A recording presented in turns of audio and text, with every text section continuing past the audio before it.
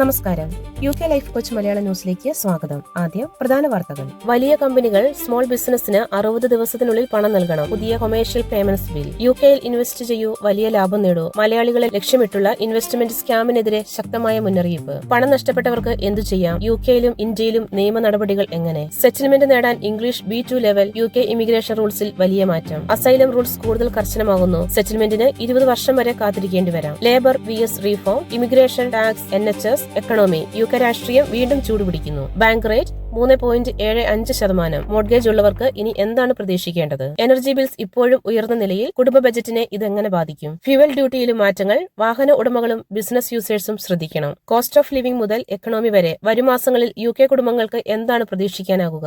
വാർത്തകൾ കൂടുതൽ വിശദമായി. വലിയ കമ്പനികൾ സ്മോൾ ബിസിനസിന് 60 ദിവസത്തിനുള്ളിൽ പണം നൽകണം. ഇന്നത്തെ ആദ്യ വാർത്ത UKയിലെ ആയിരക്കണക്കിന് സ്മോൾ ബിസിനസ് ഓണേഴ്സിനെ നേരിട്ട് ബാധിക്കുന്നതാണ്. വലിയ കമ്പനികൾ അവരുടെ സപ്ലയറിന് പണം നൽകാൻ മാസങ്ങളോളം വൈകിക്കുന്നതിനെതിരെ സർക്കാർ കൊമേഴ്ഷ്യൽ പേയ്മെന്റ്സ് ബിൽ മുന്നോട്ട് വെച്ചിരിക്കുകയാണ്. നിലവിലെ പ്രപ്പോസൽ പ്രകാരം വലിയ കമ്പനികൾ സ്മോൾ ബിസിനസ് സപ്ലയേഴ്സിന് സാധാരണയായി 60 ദിവസത്തിനുള്ളിൽ പേയ്മെന്റ് നൽകേണ്ട സാഹചര്യം സൃഷ്ടിക്കാനാണ് ലക്ഷ്യം. ലേറ്റ് പേയ്മെന്റ് ഉണ്ടായാൽ ഇൻട്രസ്റ്റ് നൽകേണ്ടി വരും. സ്മോൾ ബിസിനസ് കമ്മീഷണറിന് കൂടുതൽ അധികാരങ്ങൾ നൽകുകയും സ്ഥിരമായി പേയ്മെന്റ് വൈകിക്കുന്ന വലിയ കമ്പനികൾക്കെതിരെ നടപടി സ്വീകരിക്കാൻ കൂടുതൽ പവേഴ്സ് നൽകുകയും ചെയ്യുന്നതാണ് ബില്ലിന്റെ പ്രധാന ലക്ഷ്യങ്ങളിലൊന്ന്. ഇത് UKയിലെ മലയാളി ബിസിനസ് കമ്മ്യൂണിറ്റിക്ക് പ്രത്യേകിച്ച് പ്രധാനപ്പെട്ടതാണ്.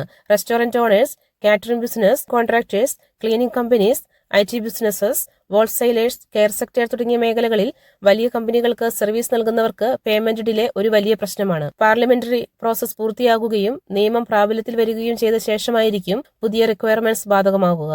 UKയിൽ ഇൻവെസ്റ്റ് ചെയ്യൂ, വലിയ ലാഭം നേടൂ. മലയാളികൾ ശ്രദ്ധിക്കണം.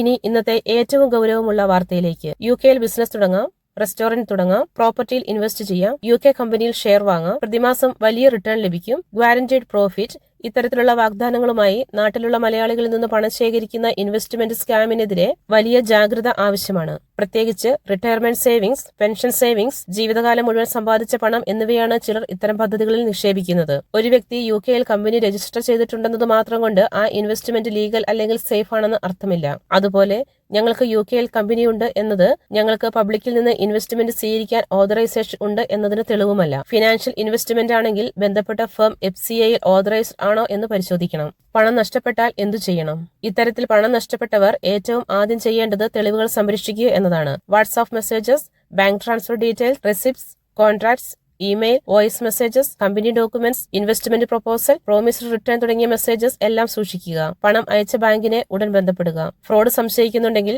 UKയിലെ റിപ്പോർട്ട് ഫ്രോഡ് സംവിധാനത്തിലൂടെ റിപ്പോർട്ട് ചെയ്യാം. ഫിനാൻഷ്യൽ ഇൻവെസ്റ്റ്മെന്റ് സംബന്ധിച്ച പ്രശ്നമാണെങ്കിൽ FCAയിലും പരാതി നൽകാം. വലിയ തുകയാണെങ്കിൽ ഒരു സോളിസിറ്ററിന്റെ സഹായത്തോടെ സിവിൽ റിക്കവറി നടപടികൾ, അസറ്റ് ട്രേസിംഗ് ആവശ്യമായാൽ ഫ്രീസിംഗ് ഓർഡർ തുടങ്ങിയ നിയമപരമായ മാർഗങ്ങൾ പരിശോധിക്കാം. പണം വാങ്ങിയ വ്യക്തി UKയിലാണെങ്കിൽ സംഭവം UKയുമായി ബന്ധപ്പെട്ടതാണെങ്കിൽ UK അതോറിറ്റീസിനെ സമീപിക്കാൻ കഴിയില്ല എന്ന ധാരണ തെറ്റാണ്. സ്കാം തെളിഞ്ഞാൽ പണം വാങ്ങിയവർക്ക് എന്ത് സംഭവിക്കും? ഒരാൾ മനഃപൂർവ്വം തെറ്റായ വിവരങ്ങൾ നൽകി മറ്റൊരാളിൽ നിന്ന് പണം വാങ്ങി ഫ്രോഡ് നടത്തിയെന്ന് തെളിഞ്ഞാൽ UKയിൽ അത് സീരിയസ് ക്രിമിനൽ ഒഫൻസ് ആയേക്കാം. ഫ്രോഡ് ആക്ട് 2026 പ്രകാരമുള്ള കുറ്റങ്ങളിൽ ഗുരുതരമായ ശിക്ഷ ലഭിക്കാം. കുറ്റം തെളിഞ്ഞാൽ ഇംപ്രിസൺമെന്റ് അല്ലെങ്കിൽ ഫൈൻ മാത്രമല്ല, ഫ്രോഡ് വഴി ലഭിച്ച പണം അല്ലെങ്കിൽ അസറ്റ് തിരിച്ചുപിടിക്കാനുള്ള നടപടികളും ഉണ്ടാകാം. അതുകൊണ്ട് ഇൻവെസ്റ്റ്മെന്റ് ഡിസ്പ്യൂട്ട് ഉണ്ടായാൽ എല്ലാം ബിസിനസ് ലോസ് എന്ന പേരിൽ അവസാനിക്കണമെന്നില്ല. തെറ്റായ വിവരങ്ങൾ നൽകി പണം വാങ്ങിയതാണോ, മനഃപൂർവ്വം വഞ്ചിച്ചിട്ടുണ്ടോ, പണം മറ്റൊരു ആവശ്യത്തിന് മാറ്റിയിട്ടുണ്ടോ തുടങ്ങിയ കാര്യങ്ങളാണ് നിയമപരമായി പരിശോധിക്കുക. Recovery scam. ഒരിക്കൽ കൂടി പണം നഷ്ടപ്പെടരുത്. ഇൻവെസ്റ്റ്മെന്റ് സ്കാമിൽ പണം നഷ്ടപ്പെട്ടവരെ ലക്ഷ്യമിട്ട് മറ്റൊരു സ്കാം കൂടി ഉണ്ടാകാം. നിങ്ങളുടെ പണം ഞങ്ങൾ വാങ്ങിത്തരാം, ഗവൺമെന്റ് റിക്കവറി ടീമാണ്, ആദ്യം പ്രോസസിംഗ് ഫീ അയക്കണം, ഇങ്ങനെ പറഞ്ഞ് വീണ്ടും പണം വാങ്ങാൻ ശ്രമിക്കുന്നവരെയും ശ്രദ്ധിക്കുക. ഒരിക്കൽ സ്കാമിൽപ്പെട്ടവർ രണ്ടാമത്തെ റിക്കവറി സ്കാമിൽ പെടാതിരിക്കുക. ഇമിഗ്രേഷനിൽ ഇംഗ്ലീഷ് B2 ലെവൽ നിർബന്ധം. UKയിൽ സെറ്റിൽമെന്റ് അല്ലെങ്കിൽ ILR ലക്ഷ്യമിടുന്നവർക്ക് വളരെ പ്രധാനപ്പെട്ട മാറ്റമാണിത്. പല ഇമിഗ്രേഷൻ റൂട്ട്സിലും സെറ്റിൽമെന്റിനുള്ള ഇംഗ്ലീഷ് റിക്വയർമെന്റ്സ് B1ൽ നിന്ന് B2 ലെവൽ ആയി ഉയർത്തുകയാണ്. ഈ മാറ്റം 2027 മാർച്ച് 26 മുതൽ പല റൂട്ട്സിൽ ബാധകമാകും. സ്കിൽഡ് വർക്കർ ഉൾപ്പെടെയുള്ള പല ഇമിഗ്രേഷൻ റൂട്ട്സിലും ഇത് പ്രധാനപ്പെട്ടതാണ്. അതുകൊണ്ട് UKയിൽ ജോലി ചെയ്യുന്ന മലയാളികൾ, പ്രത്യേകിച്ച് ഭാവിയിൽ ILR സെറ്റിൽമെന്റ് ലക്ഷ്യമിടുന്നവർ, അവരുടെ ഇമിഗ്രേഷൻ റൂട്ട്സിന് B2 റിക്വയർമെന്റ്സ് ബാധകമാണോ എന്ന് ഇപ്പോൾ തന്നെ പരിശോധിക്കണം. അസൈലം റൂൾസ് കൂടുതൽ കർശനമാകുന്നു. UK അസൈലം സിസ്റ്റത്തിലും സർക്കാർ വലിയ മാറ്റങ്ങളാണ് കൊണ്ടുവരുന്നത്. പുതിയ കോർ പ്രൊട്ടക്ഷൻ മോഡൽ പ്രകാരം റിഫ്യൂജി പ്രൊട്ടക്ഷൻ ലഭിക്കുന്നവരുടെ സ്റ്റാറ്റസ് കൂടുതൽ റെഗുലർ റിവ്യൂവിന് വിധേയമാക്കുന്ന രീതിയിലേക്കാണ് സർക്കാർ നീങ്ങുന്നത്. ചില അസൈലം റൂട്ട്സിൽ സെറ്റിൽമെന്റ് ലഭിക്കുന്നതിനുള്ള ക്വാളിഫയിങ് പീരീഡ് 20 വർഷം വരെ എത്തുന്ന രീതിയിലുള്ള പോളിസി ആണ് മുന്നോട്ട് വെച്ചിരിക്കുന്നത്. എന്നാൽ ഇത് എല്ലാ ഇമിഗ്രേഷൻ വിസ ഹോൾഡേഴ്സിനും ബാധകമല്ല. Asylum route, skilled worker route, family route എന്നിവ തമ്മിലുള്ള വ്യത്യാസം മനസ്സിലാക്കണം. ലേബറും റീഫോമും യുകെയിൽ വലിയ രാഷ്ട്രീയ പോരാട്ടം. യുകെ രാഷ്ട്രീയത്തിൽ ലേബറിനും റീഫോം യുകെക്കും ഇടയിലുള്ള മത്സരം ഇപ്പോൾ പ്രധാന ചർച്ചയാണ്. Immigration control, illegal migration, tax, NHS, energy prices, cost of living, law and order തുടങ്ങിയ വിഷയങ്ങളിലാണ് പ്രധാന തർക്കങ്ങൾ. റീഫോം യുകെ കൂടുതൽ കർശനമായ ഇമിഗ്രേഷൻ പോളിസി ആവശ്യപ്പെടുമ്പോൾ ലേബർ സർക്കാർ ഇമിഗ്രേഷൻ നിയന്ത്രിക്കുന്നതിനൊപ്പം എക്കണോമി, NHS, പബ്ലിക് സർവീസസ് എന്നിവയിലും ശ്രദ്ധ കേന്ദ്രീകരിക്കുകയാണ്. അടുത്ത കാലത്തെ യുകെ രാഷ്ട്രീയത്തിൽ immigration, economy, cost of living ആയിരിക്കും പ്രധാന വിഷയങ്ങൾ. Bank rate 3.75%. മോർഗേജ് ഉള്ളവർക്ക് എന്താണ് പ്രയോജനം? ബാങ്ക് ഓഫ് ഇംഗ്ലണ്ടിന്റെ നിലവിലെ ബാങ്ക് റേറ്റ് 3.75%. ട്രാക്കർ മോർഗേജ് ഉള്ളവർക്ക് ബാങ്ക് റേറ്റ് കുറയുകയാണെങ്കിൽ മന്ത്ലി റീപേയ്മെന്റ് കുറയാൻ സാധ്യതയുണ്ട്. ഫിക്സ്ഡ് റേറ്റ് മോർഗേജ് ഉള്ളവർക്ക് നിലവിലെ ബാങ്ക് റേറ്റ് നേരിട്ട് മന്ത്ലി പേയ്മെന്റിൽ മാറ്റമില്ല. എന്നാൽ ഫിക്സ്ഡ് ഡീൽ അവസാനിക്കുമ്പോൾ പുതിയ മോർഗേജ് റേറ്റ് കുറവാണെങ്കിൽ റീപേയ്മെന്റ് കുറയാനുള്ള സാധ്യതയുണ്ട്. അതുകൊണ്ട് മോർഗേജ് റിന്യൂവൽ അടുത്തിരിക്കുന്നവർ ഇപ്പോഴത്തെ ഡീൽസ് താരതമ്യം ചെയ്യുന്നത് പ്രധാനമാണ്. എനർജി ബിൽസ് ഇപ്പോഴും വലിയ ആശങ്ക. യുകെ ഹൗസ് ഹോൾഡ്സിന്റെ കോസ്റ്റ് ഓഫ് ലിവിംഗിനെ ബാധിക്കുന്ന മറ്റൊരു പ്രധാന വിഷയം എനർജി ബില്ലാണ്. വോൾസെയിൽ എനർജി പ്രൈസസ് ഉൾപ്പെടെ നിരവധി ഘടകങ്ങളാണ് ഹൗസ് ഹോൾഡ് ബിൽസിനെ ബാധിക്കുന്നത്. അടുത്ത പ്രൈസ് ക്യാപ്പ് അനൗൺസ്മെന്റ് വരുമ്പോൾ ഹൗസ് ഹോൾഡ്സ് വീണ്ടും ശ്രദ്ധിക്കേണ്ടി വരും. ഫ്യൂവൽ ഡ്യൂട്ടിയും കോസ്റ്റ് ഓഫ് ലിവിംഗും. Fuel prices, fuel duty, energy cost, mortgage payments എന്നിവ ഒന്നിച്ചാണ് യുകെ കുടുംബങ്ങളുടെ മന്ത്ലി ബഡ്ജറ്റിനെ ബാധിക്കുന്നത്. കാർ ഉപയോഗിക്കുന്നവരും ബിസിനസ് വെഹിക്കിൾ ഉപയോഗിക്കുന്നവരും ഫ്യൂവൽ ഡ്യൂട്ടി ചേഞ്ച് ശ്രദ്ധിക്കണം. അതുപോലെ ഇൻട്രസ്റ്റ് റേറ്റ്, ഇൻഫ്ലേഷൻ, വേജസ് എന്നിവയും ഹൗസ് ഹോൾഡ് സ്പെൻഡിംഗ് പവറിനെ ബാധിക്കും. വാർത്തകൾ ചുരുക്കത്തിൽ.